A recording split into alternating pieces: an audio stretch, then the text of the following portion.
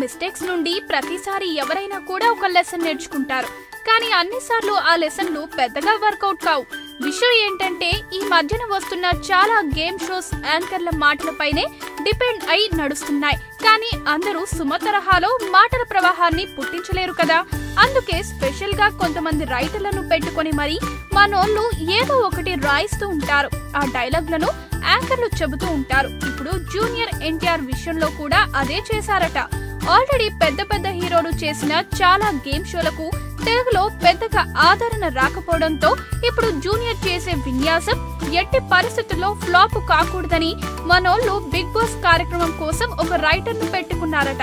అతను రాసిన డైలాగ్లనే జూనియర్ ఎన్టీఆర్ తన తొలి షోలో మాట్లాడాడు.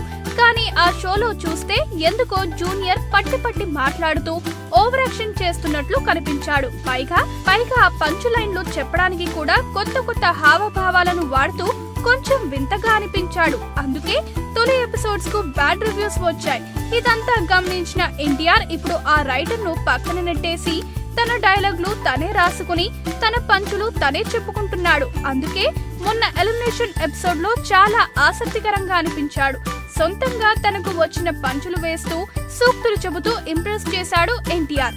అయితే ఈ రైటర్ సేవలను పూర్తిగా వద్దని చెప్పకుండా ఆ రైటర్ తో క్యాండిడేట్ల బ్యాక్గ్రౌండ్ ను రీసెర్చ్ చేయించి కొన్ని పంచులు రెడీ చేయించారట. అలాగే రోజు జరిగే షో మొత్తం చూసి కూడా ఇంకొన్ని రెడీ చేయిస్తున్నారట.